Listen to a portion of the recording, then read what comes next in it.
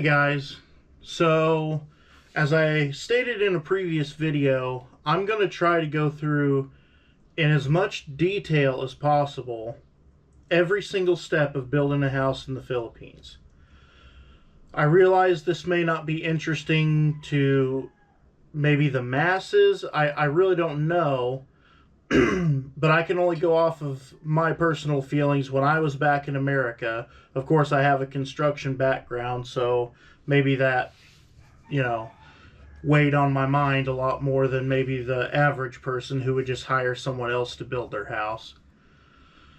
But I think this is useful information regardless. If you're going to build it yourself or, hire it out so that you know the steps. So I've prepared these documents, and I guess we're just going to go through them here one at a time. And I'll put up the associated costs and everything on screen converted to USD. And we'll get going here, I guess. So the very first thing you need to do, obviously, is find a piece of property, right? So for us, that meant accepting a donation of property from Alona's mom. Alona's mom has almost 3 hectares up in the mountain. A hectare is not the same as an acre, just so you know. A hectare is 10,000 square meters. So she has almost 30,000 square meters. I think it's like 24,000 some odd. Our personal lot, I think, is 2,600 and some square meters, so very large. But anyway, that would be the first step, is securing a piece of property. And we'll go into kind of the paperwork associated with the property here in just a second. The next very first step would be to go to your municipality and go to the engineering department and ask them what their specific requirements are for a building permit to build a residential house. Because each municipality is going to be just a little bit different. But I think this is basically a good list of what you're going to need. So let's take a look. So first thing is obviously going to be a land title or a deed of sale, or in our case, a deed of donation. You're going to need to have all that stuff squared away. And I'll talk a little bit more about that here in just a second when I pull up our deed of donation. You need to have a current tax declaration. You get that from the ROD building, which I don't remember what ROD stands for, but I think that's where it comes from. Then you're going to need your land tax document that is from that current year, showing that it's been paid. Community tax certificate, which you'll get from your barangay captain. Barangay clearance, which your Filipina will get from her barangay captain. Unified building permit form with notary. We'll go over that in just a second because I have examples of that. Complete set of building plans. Okay, so this is one thing that I do not have yet. I hired one civil engineer, and he's taking care of all of this for us. So it's going to take him about 2 weeks. In about 2 weeks from now, we should have all these plans ready to go. Because next week is Holy Week. Or this week. I'm not sure. I can't remember. Either way, the civil engineer that we hired to do all these plans is charging us 18,000 pesos, and that's for 7 sets. I was quoted anywhere all the way to about 35,000, so it just kind of depends. This civil engineer just happens to be someone that Alona, kind of in a roundabout way, knows. They're from the same area up there, so he gave us a little bit of a discount. I think they told us it should have been around 200 pesos per square meter of building, so it should have been about 20,600 or something like that pesos. But it ended up being, they just knocked it down to 18,000 pesos. So, okay, that'll be that taken care of, and that includes all that, like I said. Photocopy of ID and PTR of the professionals, so the electrician, the master electrician, and the master plumber. The civil engineer and the architect will have to all provide photocopies of ID and signatures. Site development plan, which is the geodetic engineer, which is the the surveyors. And we'll look at the site development plan here in a second. Zoning clearance. So you'll need to go to the municipal planning and development office, which is, in the municipal building of the barangay. Fire safety evaluation clearance. Now, I took a set of my floor plans to the fire department and spoke to the fire chief there. I'm not sure what they call him here, but I'm saying fire chief. It's the guy in the uniform that's in charge at the fire station. And I had him preemptively look at my floor plan before I even had the civil engineer do anything with the architectural structural plans, because I wanted to make sure the fire exits and everything were going to be okay. And he said, yeah, bring me back the plans and that'll be fine. And then your mayor's electrical permit from obviously the mayor's office. So I think that takes care of the main requirements here, and then we'll go through some of these documents one by one. Okay, so this right here is the site development plan. I know it says sketch plan on it, but trust me, it's the site development plan. It's your survey.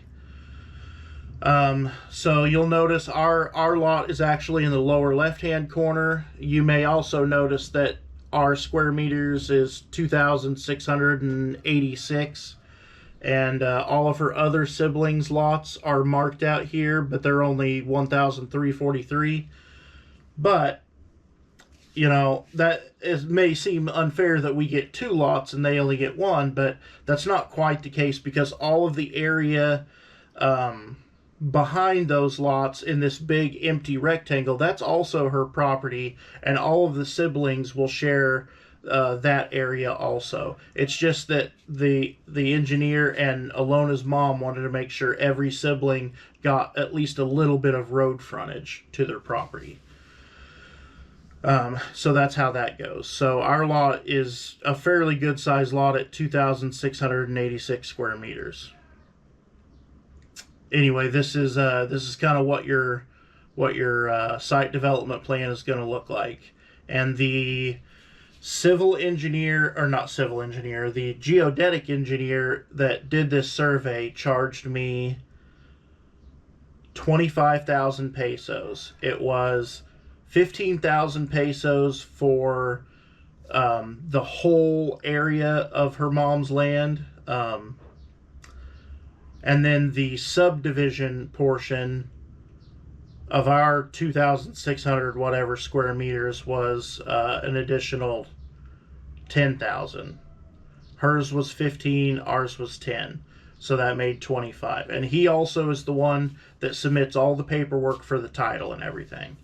We do not have to wait for the title to come back to get a building permit and build the house. We can do that as soon as I get the architectural and structural plans back from the civil engineer. So moving on, I've blurred out, I think, all the sensitive information. This is Alona's mom's original deed of absolute sale over the entire 2 point whatever hectares, over the entire property. So you'll need that. You'll need that if you're trying to subdivide. So that's what that looks like. Then the deed of donation is what transfers ownership from, in this case, her mother to her in the subdivided lot. You may also have a deed of sale, obviously, if you paid money for it, but we didn't pay anything for it, so we have a deed of donation. So that's kind of what that looks like. And this deed of donation, like I said, is enough to get your building permit and go ahead and build a house. Now, this is something that's very important to foreigners. So, this is how a foreigner can protect himself and his investment even though he cannot own land in the Philippines. It's true, there is actually one way that you can legally own land by yourself as a foreigner in the Philippines, and that's if a Filipino citizen that owns that property leaves it to you in their will and they pass away. Then you actually can 100% yourself own land in the Philippines without having Filipino involvement. But other than that, this is a way to protect yourself. You draw up a lease contract. In my case, I made this for 50 years. I'm 40 years old now. I don't believe that I'll live to be 90. So this should extend to the end of my life. There are provisions in here that you may notice, if you want to read through. I'm not going to read through all of this stuff, but there are provisions in here, provides for in case I'm murdered, then, they still don't get my property. If I'm murdered, then my interest in the property will go to my heirs, not to them. Also, there's a clause in here that says I can't get ownership of the land if I murder them. I'm the one that had them put the murder clause in there, and he said that it was the first time he had ever written that down onto paper. But I don't think there's a whole lot of foreigners up in that area anyway. Anyway, this is just a way you can protect yourself. There's no possible way that they can force me to leave that property under any circumstances.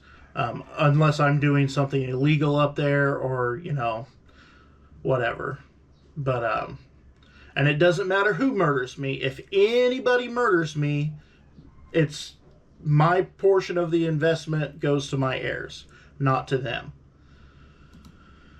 Okay, so this is your first major permit application. I'm sorry I did not put these in any kind of logical order, so we'll just go through them. This is the architectural permit. Kind of self-explanatory. This is what the civil and structural permit looks like. And these are front and back, but I didn't bother copying front and back because, all these forms are available online. Plumbing permit. Electrical permit. This is that unified application for building permit. This is one of those things that was required on that checklist. So this is the important one. Also, the civil engineer is going to fill most of these applications out for me. So far, that's the information that I have for you guys. Hopefully that kind of clears up some misconceptions maybe and kind of gives everybody an idea of which way to go first. Honestly, as far as processes in the Philippines, this has been the easiest thing that I've done since I've been here. Believe it or not, so far, knock on wood, it's been easier to round up all these documents and file paperwork and do all this, building a house stuff. It's been easier to do all that than just to get internet access hooked up to your house. I mean, this has been surprisingly a simple process. So, and not very expensive either. I mean, I'll put the total cost up here so far of everything I've spent. And it's basically a drop in the bucket. It's not much. So there's going to be more videos to come, obviously. Once we start building, I'll probably start doing daily uploads. But as for right now, they're going to be kind of spread out because, like I said, I have to wait 2 weeks just for the architectural and structural plans. So I do plan on building the house myself. I'll hire a foreman, probably 1, maybe 2 skilled skilled workers, and then probably 3 or 4 laborers. So, and when that time comes, I'll put the cost for all that also. But for now, I'll leave this where it's at.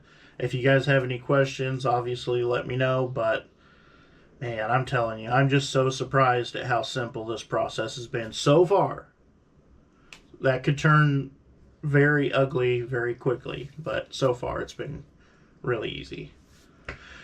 Alright, so until then, I guess I'll see you guys next time.